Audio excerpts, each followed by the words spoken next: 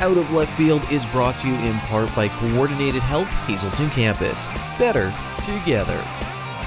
Merry Christmas, everyone. I'm Ken, Cara, and this is the Out of Left Field Holiday Special. It's Christmas Day. Well, when this first aired, it was Christmas Day. If you're watching this in July, don't worry, this next story will make you feel the holiday spirit. It's a story about a gift a local school wants to give the Hazleton area. It's a gift a former ESPN producer gave to two wrestlers she covered. That gift is hope, and it can be handed out any day of the year, but it's not always easy to obtain.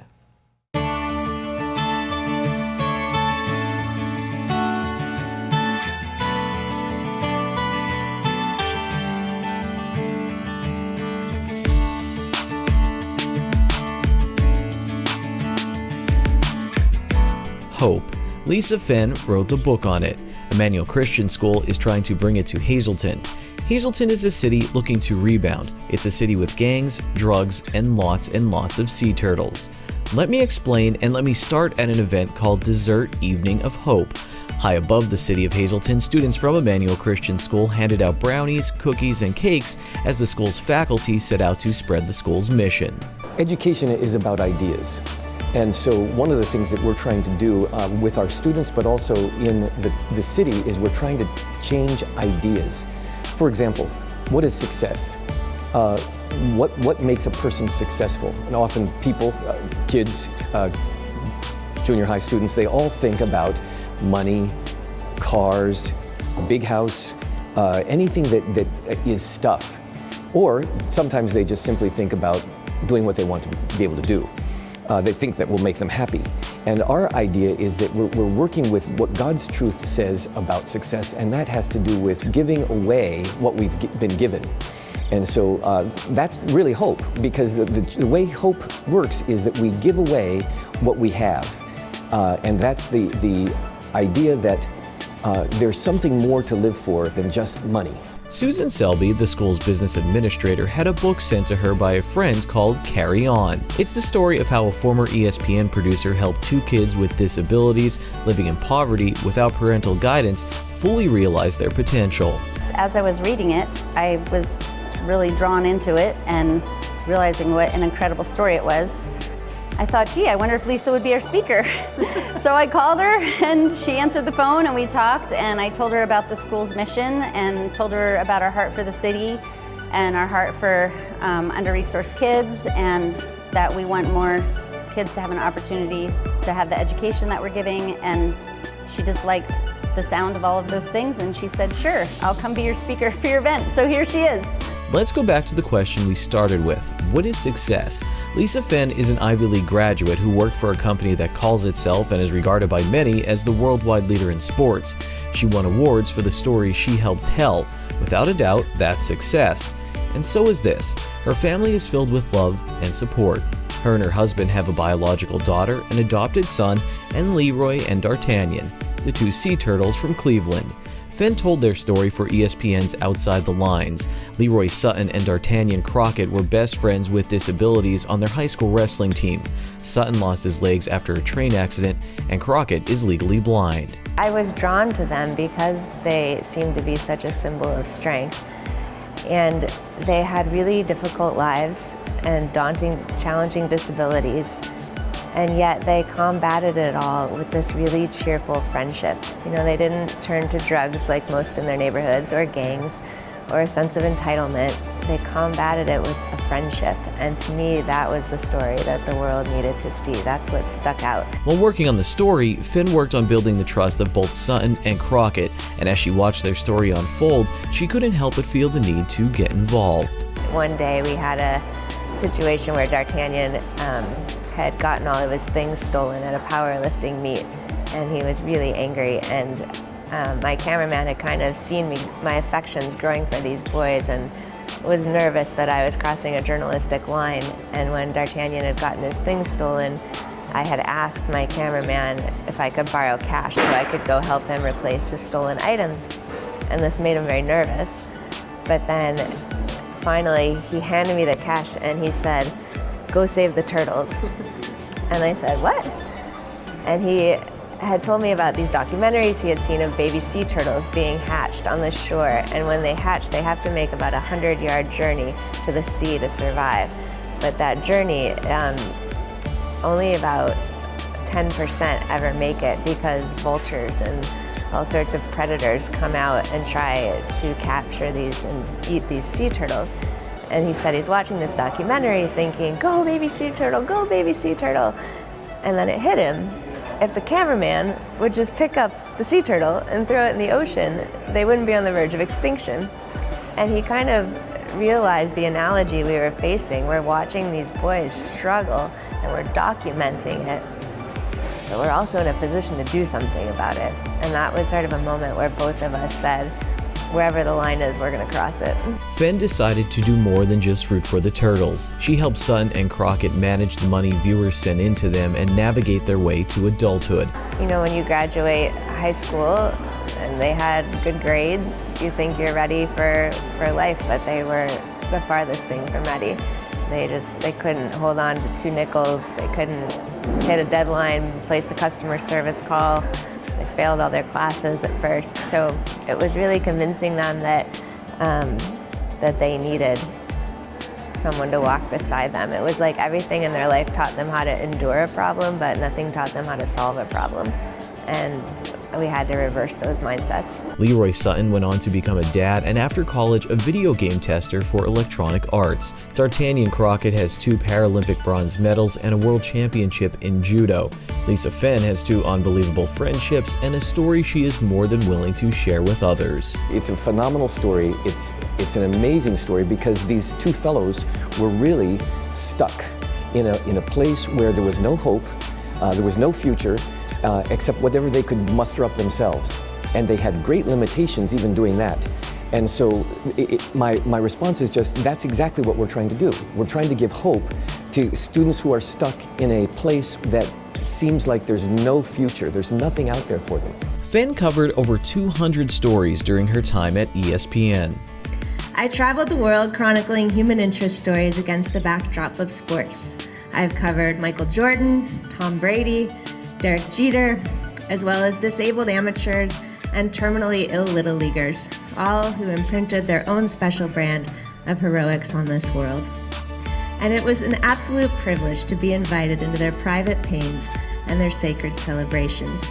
Now, I had seen a lot of things in my career, but I had never seen a photo like that before, and I was gripped by it. I just wondered how life brought these 2 together, where they were going, how much they were really carrying, and what we could learn from them. While Fenn's words seem to inspire everyone in this room and reinforce the mission of Emmanuel Christian School in the city of Hazleton, it's the postscript to all of this that should bring even more hope. What Sutton and Crockett are doing now can inspire generations to come, and not only in Hazleton, but all over. D'Artagnan is studying social work because he wants to one day help kids who grew up like he did. He's decided that the difference between making it and not making it in this life is having just one person, just one, who believes in you. And he is now becoming that person for countless others. And as for Leroy, if he were here tonight, he would proudly tell you that after more than a decade of wrestling with the big why questions of his accident, that he has decided he would much rather change this world than walk on it. And those thoughts may be the ultimate lessons we can learn from the 2 best friends from Cleveland.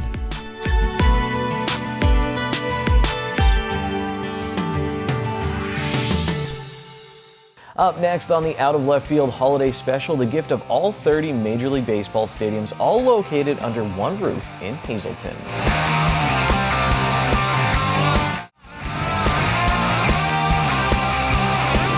Out of Left Field is brought to you in part by Coordinated Health Hazleton Campus. Better together. Welcome back to the Out of Left Field Holiday Special.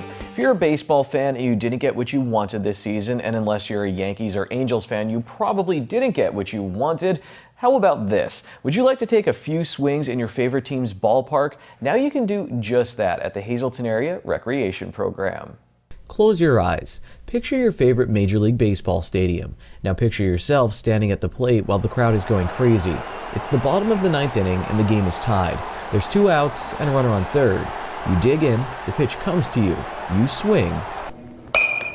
Nice. Well, it did something. Oh yeah. Look, it was smoking. Entertainment mode on. Turn the fireworks on for you there. Oh, that was a ground ball to the pitcher.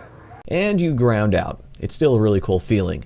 The hit track system at the Hazleton Area Recreation Program lets you hit at any major league ballpark. You can even modify the distances based on your skill level. Former professional baseball player Kellen Kolbacki uses the hit track system to train his clients. Before we have some fun with it, let's learn about the hit track system. We don't have to read the entire owner's manual, we can just listen to Kolbacki. So the system essentially involves some LCD lights. It also involves cameras that triangulate the ball flight. They read, the sensors pick up a velocity off of the bat, also the launch angle, and it basically can position where that ball is going to go. The camera is also used for video analysis, where when clients take swings, we can slow their swing down. We can use lines to draw things to see what they're paying attention to. We can slow their swings down to see if they're going through the right sequence, why they might have missed that one, why they might have had a good successful swing, and seeing how that can all help them in their development. You ever get in there just for fun? Of course, how can you not? Absolutely do. Can't pass up on this. It's like a big league video game, so it's great. Think that's enough about the system. Here's a little bit of baseball information before we take a few swings. With baseball, visualization is key. You have to be able to see in your mind what you're trying to do. A positive outcome in your mind also often provides a good chance for a positive result. I had a chance to work with a tremendously talented sports psychologist through my college and professional years, and she taught me so much about the power of visualization. And I know professionals need that. You need that comfort in your mind, the confidence that you can do it, and to be able to trust in your mind to visually do that. To have an opportunity to use that on a field and to take advantage of technology these days, to see that helps so much. With the hit track system, players can visualize whenever they want. Normally I go home and I try to work on what he told me to. So then that just helps me, and I usually come before tournaments, so I have a tournament this weekend, so it should help this weekend. Can he email the video to you? Can you look at it at home then and be like, okay? Yeah, I was sitting at my sister's birthday party and I was watching it with my family. Now, let's play ball.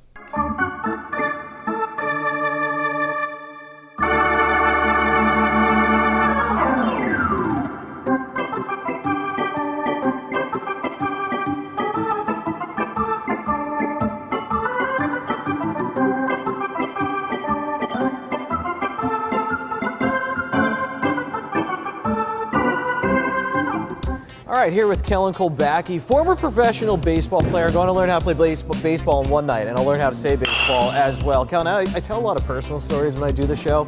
My mom made me try out for Little League, and I ran to first base, I ran to second base, and then I ran to the fence, climbed over the fence into my mom's minivan, and hid in the back seat.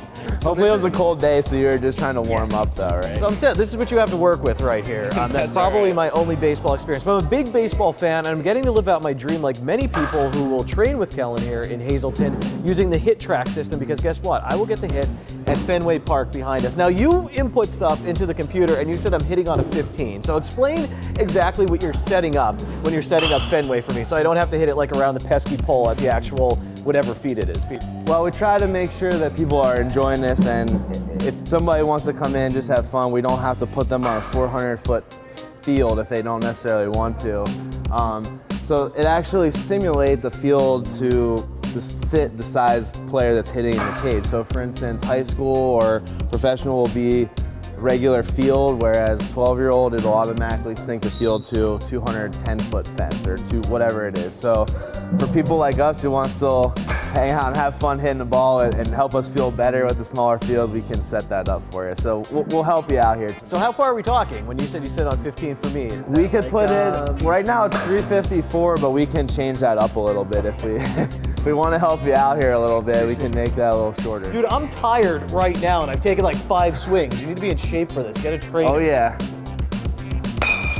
Oh, there, you got that one. What does 99 mean? That's feet. That tells you how far it goes. So I hit it 99 feet? Yep. Dude. Now, this is a craft you hone throughout your whole life. I mean, major leaguers are still, they'll get out of sync, I think, and they'll still have to go back to this. So what do you tell kids when they're younger and you're like, listen, you're going to be doing this for the rest of your career. You can't perfect it, I guess, or can you? Well, it's definitely not a game of perfection, but it's a game of consistency, of understanding repetition, how to take each swing and try to focus on the stuff that you can control. Baseball is a game where you can only control so much, so getting these guys to understand your mechanics, your stance, taking each swing with a purpose, I think helps them chip away at that consistency. And hey, then when you get in the game, those repetitions will help you feel a little more natural with what you're doing and help you feel the good from the bad to make the adjustments. There's no fun without competition, so can SSP TV intern Owen Vaughn beat my record of 99 feet on the hit track system? All he has to do is hit the ball out of the infield. Yep. Oh, there it is. That's the one. Good job, Owen. Can former professional baseball player Kellen Kolbacki beat my record of 99 feet and Owen's record of 166 feet? First, we had to decide who was going to throw to him, and I drew the short straw. Kellen, can I tell you that I've gone into a fire on television, and I'm more afraid to throw this baseball to you right now and try to get behind the net. I'm not going to try to hit at you, so don't worry. Where'd that go? 266, Owen, you're done. We learned a lot today. If you're interested in using the hit track system and maybe even getting a league together with your friends at the Hazleton Area Recreation Program, get in touch with Kolbacki. That was absolutely terrifying. We put a bow on this episode next with a story of basketball and love for the borough of Freeland.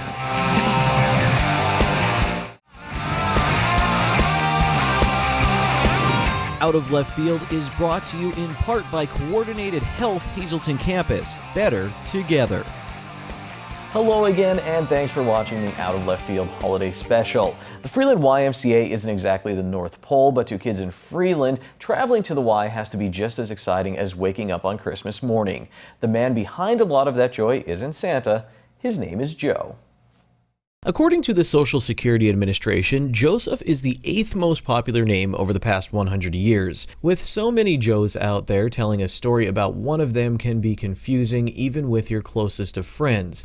Unless, of course, you're in Freeland, Pennsylvania. Joe's involved in everything. I mean, everybody knows him. And, it's funny, some of the kids think he owns the Y. Not only the Y, but he's involved with, the rec program. He's the zoning officer, I believe it is, for the borough. So, I mean, everybody in Freeland knows Joe. You can basically walk around town and say Joe, and everybody thinks you're talking about Joe Flanagan.